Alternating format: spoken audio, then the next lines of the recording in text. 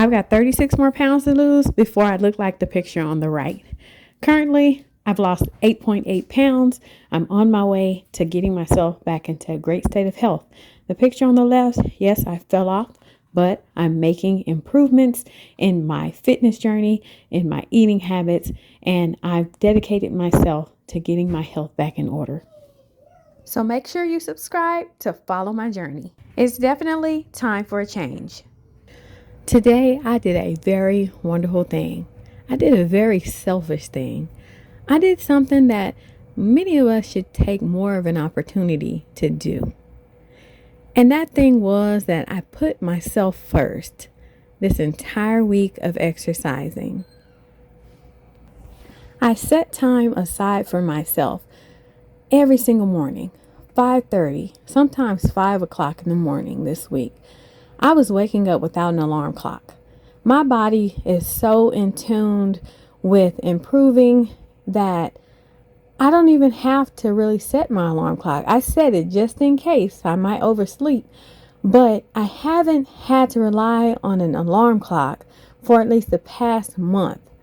Since I've been fasting, since I've been weight training, since I've been doing 2 miles of cardio every day, I have not had to rely upon an alarm clock to wake myself up to be dedicated to my fitness journey. My body is like fine-tuned, like, okay, get your ass up. It's time to get going. Don't go back to sleep. Okay, so never go back to sleep after you wake up to start your day.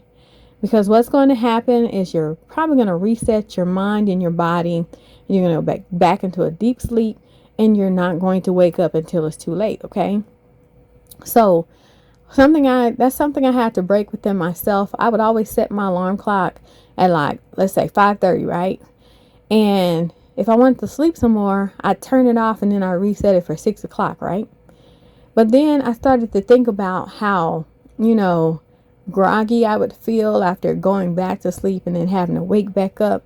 And I said, I don't want to feel like that. I'm just going to wake up at the first time that I wake up. I'm not going to go back to sleep. Let me just get on up, take care of what I need to take care of myself, take care of my exercising, and just get it done. So if I'm waking up at 5 o'clock in the morning, you better believe I'm taking care of my hygiene. I'm going ahead and getting my workout clothes on, getting my shoes on, and I'm getting my workout in. I'm not going to sit down and just waste time. Whatever time my body wakes me up, I'm getting up, I'm ready to go. I'm going to get everything together that I need to get together, and I'm going to take care of myself. The great thing about that is the mornings that I do wake up with no alarm clock, I'll wake up, exercise, and then I'll have so much more time left for myself before my children wake up, before my family wakes up, before, my entire day gets started, because once my children wake up, it's like full throttle mommy mode, and there's really no time for me. I'm going to be honest with you, because my children, they keep me going. I'm sometimes I forgot to update you all.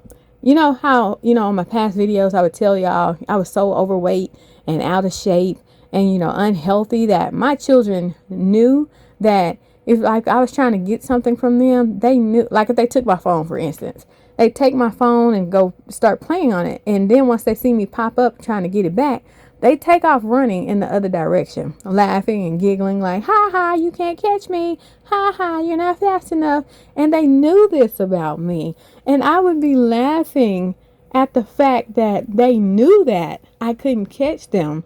It was so funny, but embarrassing at the same time, because my children, at the time I noticed that they realized this, my son was 2 and my daughter number 6, she was maybe 3.5. Okay.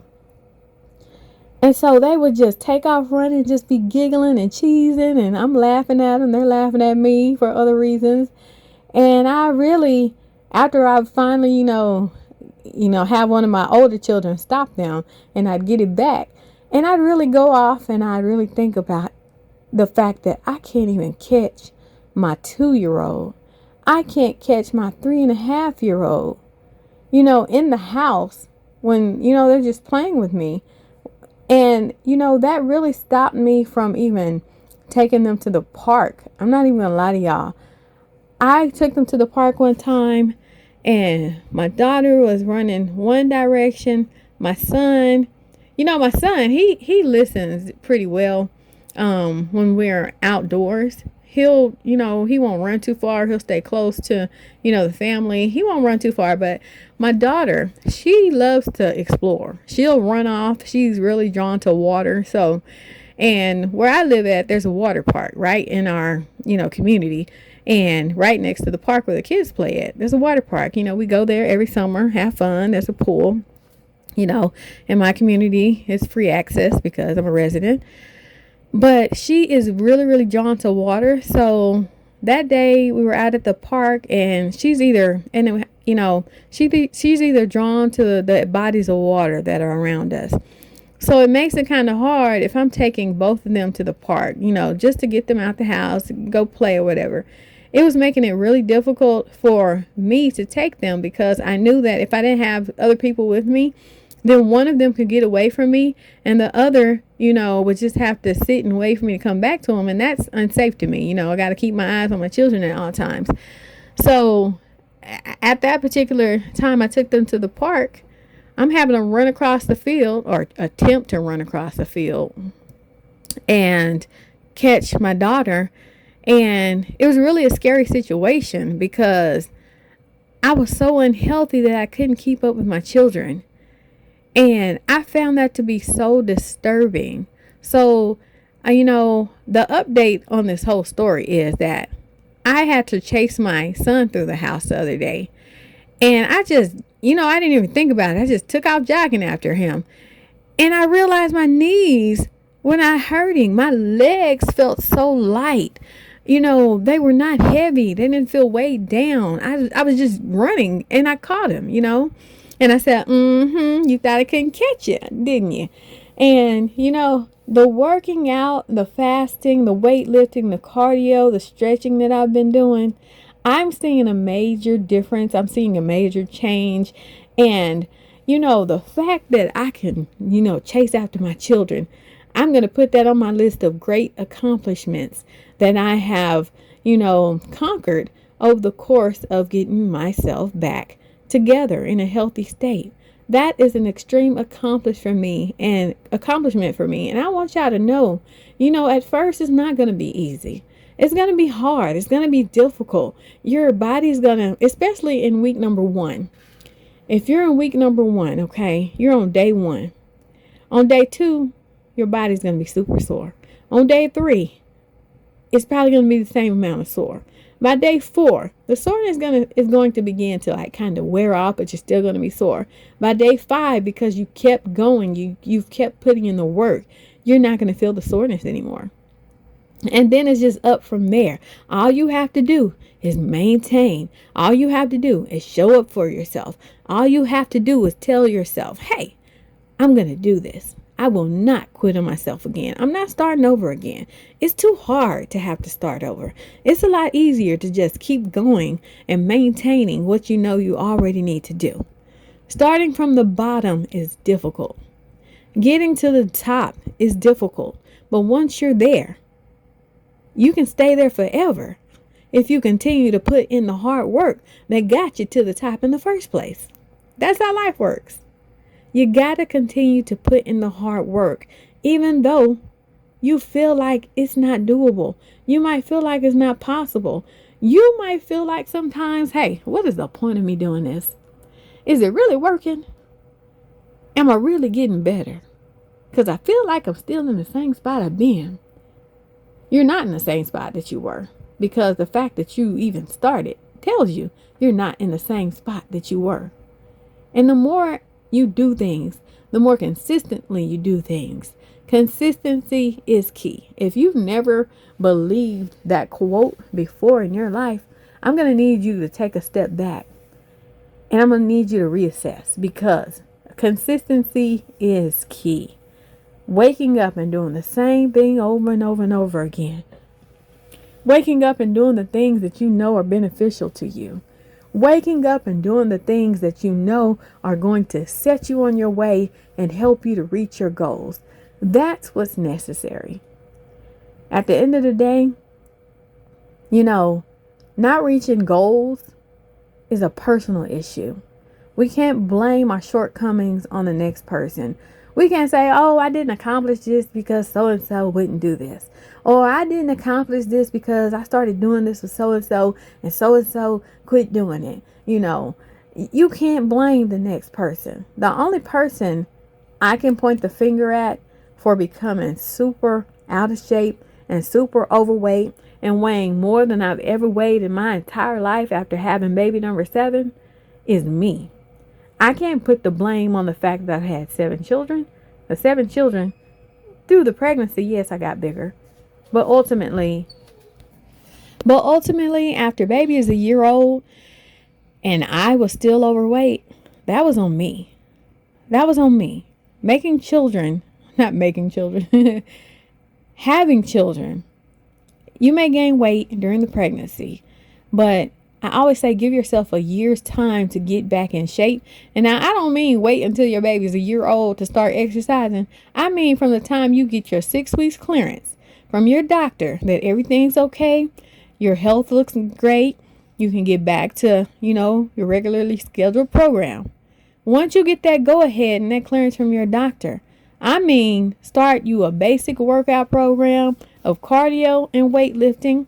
Now, do not do fasting especially if you're someone who is breastfeeding, because your baby needs the nutrients. If you start fasting while you're breastfeeding, you're not going to make enough milk. Your baby's going to, it's going to show within your baby. Your baby's not going to be able to gain, enough weight. And I don't want you to do that. Coming from a mother of 7 children, do not fast while you're in the first year of breastfeeding. Okay? Don't do it. Do not do it. I breastfed 7 children. I know what I'm talking about. So my advice to you is just focus on eating healthy. Focus on calorie counting. But you're still going to need to eat like 2,000 calories a day if you're breastfeeding. You want to make sure that you're replenishing your milk supply, because the things that you do to yourself while you're breastfeeding, it will affect your milk supply. Okay. So just stick to eating, healthy foods, stick to doing basic weightlifting regimen. You can follow it here on my channel, and also stick to doing some cardio. And I guarantee you by the time your baby is a year old, you will be back in shape. All right, so y'all know I really like typing things in ChatGPT because it really gives me a perspective on things that I'm trying to figure out. It really helps me to, not, make up stuff in my own head. And I like to see facts. I like to really understand things from a level that, I probably wouldn't think about things sometimes. So I typed in ChatGPT, why you should keep your weight loss journey a secret. And it says, keeping your weight loss journey a secret can have several benefits, depending on your personality, goals, and environment. Here are some reasons why staying private might be helpful. Number 1, avoid unwanted opinions. Sharing your journey can invite unsolicited advice or criticism, which can be discouraging. Keeping it private allows you to stay focused without external noise. Number 2, minimize pressure. Publicizing your goals can create pressure to meet expectations, which can feel overwhelming. Staying private lets you progress at your own pace without feeling judged. So see, with you all, when I started back sharing my health journey, I was humongous. I was big. Another thing I had to overcome was the fact that I had viewers who had been watching me exercise for years, and they probably noticed I took a hiatus from posting videos and probably didn't understand why. But once I put myself back on YouTube, and I'm pretty sure they saw all the weight gain. And, a lot of people that used to follow me, they used to comment on my videos. They don't, they used to comment consistently. And I don't see that anymore. And it's only because I know it's because I look totally different from what I used to. And because I'm in a state of health that's really unhealthy. And they could tell that they may be watching. They may be liking the videos. They may be, just watching and not saying anything. And really just trying to see, hey, I've seen her get herself back in shape before. And I know that she's going to do it again. Let me just sit back and watch and see, where this is going. And I also have a few of my viewers who have been with me from day one, who still comment, who still tell me, hey, I'm seeing the change. I'm seeing the progress. Keep pushing. You've got this. And I really do appreciate that. And, I really just put myself out here to the world. And I said, okay, I know I'm huge. I know I've gained a lot of weight, but I got to put myself out here because I'm struggling right now. I can't continue to do this, on my own. I'm struggling in silence. I'm aware that I want to make a change in myself, but I know there are other people out there struggling as well. So I've got to share this. I've got to share this part of my journey with people. Now, I was willing to share my journey of the fact that I was in shape of lifting weights. Now there's a side of this journey that I also have to share, and it includes the fact that this is what happens when you give up on yourself. And I want to show myself and everybody that it's possible to make a comeback if you just put in the work. And that's why I share my workout videos with you here on my channel, because I want y'all to see. I don't want to get to where I'm trying to get to and you see me and you're like, oh, how'd you do that? And I don't want to have to take the time to explain how I got back to my good state of health. I want you to see me get back there on every workout video that I post here. I want you to see the struggle that I've gone through. I want you to understand what it really takes. So, I don't feel any pressure, to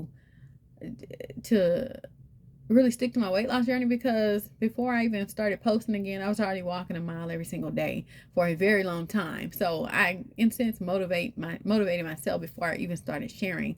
I was just trying to establish a level of consistency, nothing major. Walking 1 mile every single day, that's just a mental, hurdle you have to, get over and accomplish. Just do it, and I didn't care about feeling judged. Yeah, you're gonna get judged because, when people see the change, they're gonna compliment you, or they're gonna say, hey, you need to do something about that. It happens. Number 3, focus on personal growth. Keeping your journey to yourself helps you focus on self-improvement rather than seeking validation from others. Now, that is so true. If you get yourself in a mode of seeking validation from others, and that's the only way you're gonna keep doing what you're doing, eventually that's going to fade. Eventually that's going to get old to you. Eventually you're going to not be able to keep up with the hype. So definitely do it for you at the end of the day. When you do it for you and you see why it's important to do it for yourself, you're not going to, rely on that validation from others. You're going to rely on the validation from yourself. Number 4, prevent sabotage. Sometimes friends or family may unintentionally undermine your efforts with comments like, you don't need to lose weight, or offering tempting foods. Privacy can help you avoid the situations. I agree with that. But I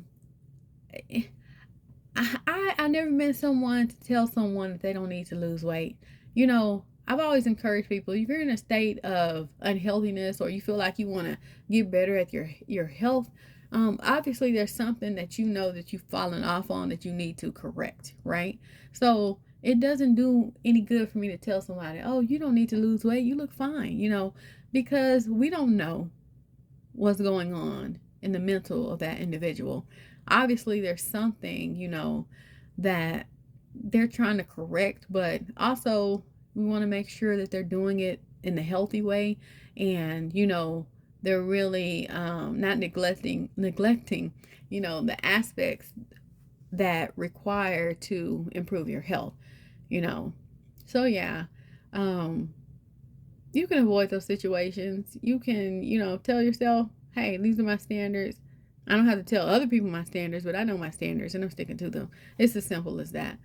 Okay, number 5, reduce comparisons. Sharing your progress publicly can lead to comparisons with others, which might be discouraging if your progress differs from others. I don't know about that one. I will say that the comparison thing, you just got to learn. You can't compare yourself to others. You can't compare what you're doing to others in comparison to others. You have to focus on what you're doing. It doesn't matter if, someone started the weight journey at the same time as you and they're losing weight a lot faster. They're on their own journey. They're doing what it takes to get themselves, better in their own health. And you just got to focus on what you're doing and what you're capable of doing. We don't need the comparisons. Just do what it is that it takes for you to overcome. Okay? Number 6, stay intrinsically motivated. Keeping it private encourages you to focus on personal reasons for losing weight rather than external approval. I agree with that. I'm kindly Kimberly. Remember that everybody is beautiful, but you also have to remember that health is wealth and wealth takes care of everything else. I want y'all to take care, stay motivated, stay true to yourself, be honest with yourself. You can get through this. Talk to you later. Bye bye.